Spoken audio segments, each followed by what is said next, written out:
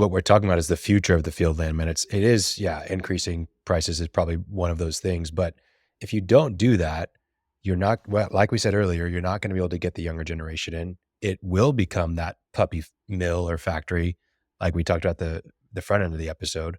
So it's really about that investment in the future of the profession. If it's valued, if it's something that's going to last, then it has to be valued monetarily as well. And we've always faced the battle of, well, your rates are high. And I'd love an open conversation with a few clients of how day rates do not correlate to final cost of a project.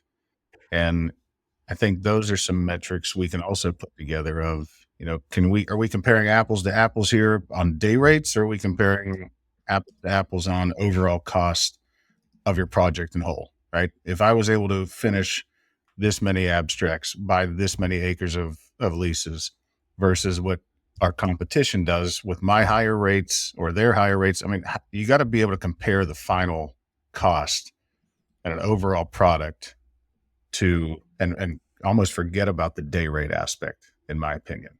Yeah. Steve, what do you think?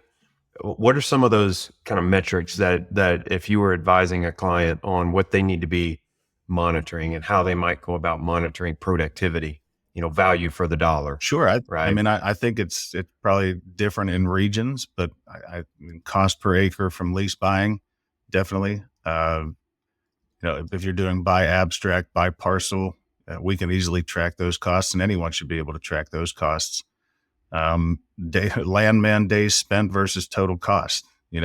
Just because you have a day rate doesn't mean that's what your average per day is. So there's a number of others I'm sure we could go with some other aspects, but in reality, you're buying a lease, you're running title on it.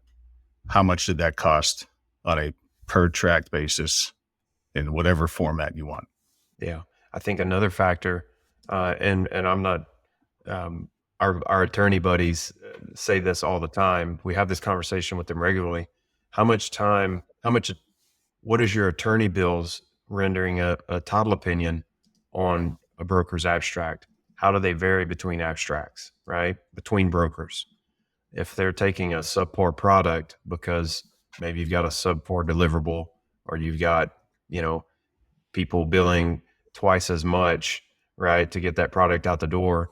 And the attorney has to spend twice as long, opining to that or going through and rendering an opinion on that product.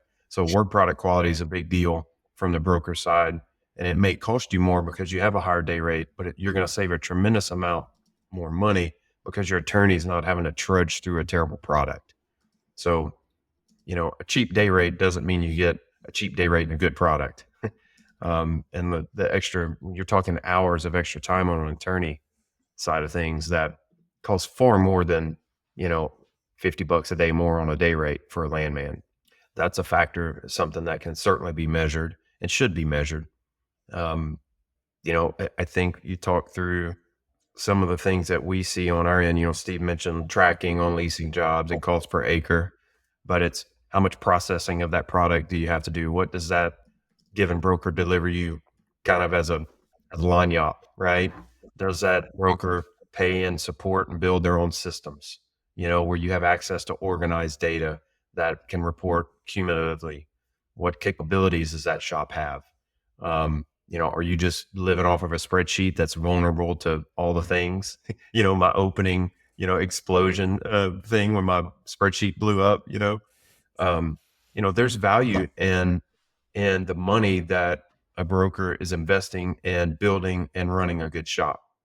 And recognizing that value and recognizing that investment that the broker is putting into running their company is ultimately for your betterment, for a better product, better deliverable, better insulation from issues, right?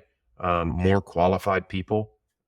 Do they put and invest dollars in properly vetting their workforce, or is their workforce, proper business entities? Are you protected from Department of labor intrusions at some point? All those things cost money, and it's an investment that a shop that's running at a high level of quality should be spending that money. And I think recognizing that value is a big part, and something that companies should be looking at as well. Well, I mean, to your point, Brent, I mean, a lot of the crazy ideas we come up with for things to invest money in are straight from clients' mouths of, man, I wish we could have that. Yeah. So in trying to innovate and trying to, grow as much as we can for our clients, there are costs, and those aren't something that you can invoice for. Those are something that we're willing to put in because we feel that it's necessary and it's a want. So yeah, And it's value for the dollar. I mean, just because we and other companies invest in themselves doesn't mean that the day rates automatically go up. That's not the way it works. You have to stay competitive. But again, looking at value of the group, what are you getting for the dollar spent is a big deal. So how do we move this conversation forward? How does that take place? Yeah, I would open it up to any of our clients or potential clients listening. Shoot us a message, shoot us a note. Are you interested in even having this conversation? Right? We are more than open to hear your side and how you go about it internally. We usually deal with you on a year-to-year basis for are rates going to go up? Are rates going to go down? How's the industry doing? But I personally would like a better understanding of where you're coming from instead of us just going back and forth of, well, everyone else is willing to accept this, so why aren't you? Like I like knowing whys to the question, right? Yeah. And I think there's all the, I think everybody wants to cooperate, right? And we're all people and we're human and we're compassionate to that. I think the pathway to solutions to these things is conversation, right? There are a lot of things that we don't understand and we aren't exposed to that our clients have to deal with. What are pressures that they have? We want to know and understand those things. Maybe there's some solutions, opportunities, or things that we can do to help with that.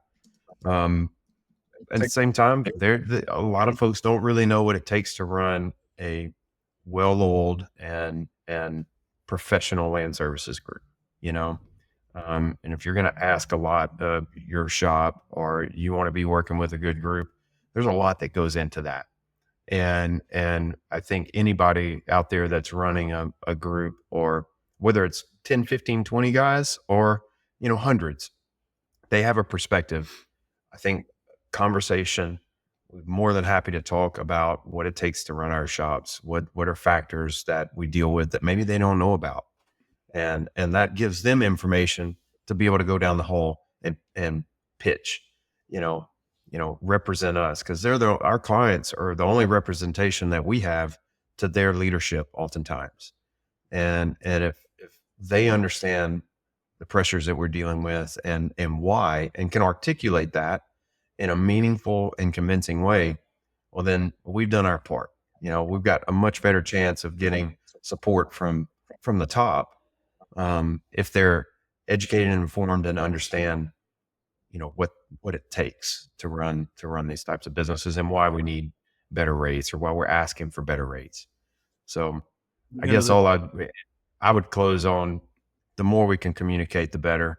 Again, we want this to be an open conversation. It's a problem. It's something that we see coming, and we want to get out ahead of it for the good of everybody in the profession. To Steve's point, help a landman. And number one in that everyone can relate to, to your point of the higher ups going to the higher ups, are people, and you need people in all aspects. And we're coming from an angle of, here's what we need for our people to make them happy, to keep them here, to keep them loyal to you. That's our job.